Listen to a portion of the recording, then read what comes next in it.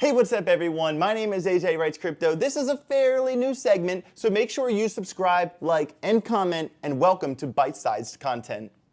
Ever since Bitcoin has rose to prominence and all the altcoins followed suit, there has been an endless debate about how to categorize these digital assets and currencies within the pre-existing tax laws and regulations. To be fair, crypto is being regulated by the same rulebook that was written back in 1933 that they made to regulate oranges, so there's that, but hey, it's a work in progress for all of us. Luckily for those of us who don't want to go to jail for tax evasion, exchanges like Coinbase and platforms like CoinLedger has simplified the tax process for the everyday holder. Crypto taxes is a question I get asked about seriously almost every day. And my best advice, especially for people with larger bags, is to hire an experienced accountant who has other clients who also deal with crypto. You might be thinking, AJ, come on, really? Hire an accountant? That's the best you got? Actually, no, it's not the best I got, but it's good advice. And you should stick around to the end of the video and smash the like button down below if you haven't already. So keep in mind, I'm not a tax expert, and this is not financial advice. But what I can do is tell you my own experience. So the main thing my accountant taught me is that with crypto, you want to avoid paying short-term capital gains. So for all you hodlers out there, you want to hodl your bags for at least 1 year before selling them.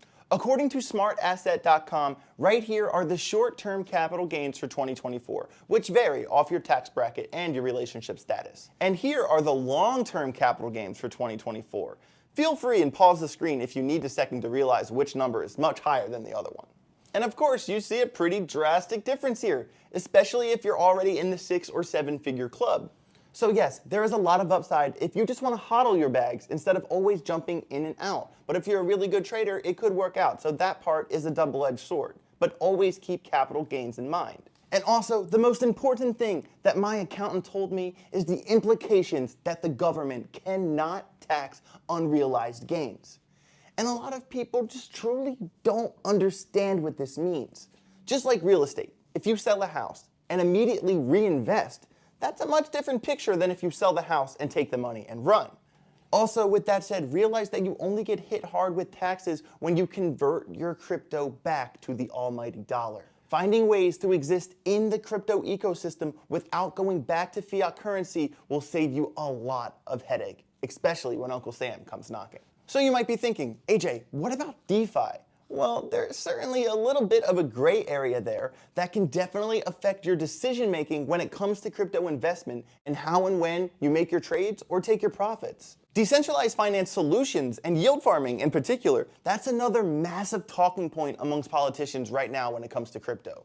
And the verdict is yet to fully be in on that one. And believe me, we definitely have not seen the last of it yet, but knowing the governments and politicians like I do, surely whatever decisions they make, it will always be in the best interest of the industry and the investors. Either way, it's always important to consider these factors and to be vigilant with how you manage your own portfolio. And yet again, this is a broader conversation about crypto taxes, but this is yet another reason why I am so personally bullish on the Algorand ecosystem. For example, one of the great benefits of value accruing derivative tokens, such as Messina's Algorand Liquid Governance Token, MALGO, is that you simply hold the asset, and no transaction ever needs to take place by the owner to accumulate value. You heard me right, and this is big, because that does not constitute as, quote, a taxable event. Rewards don't need to be claimed and are not sent to your wallet.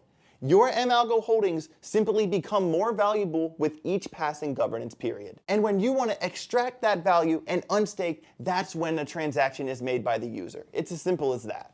So be sure to get involved and become a member of the Algo fam and check out the site linked down below, Messina.one.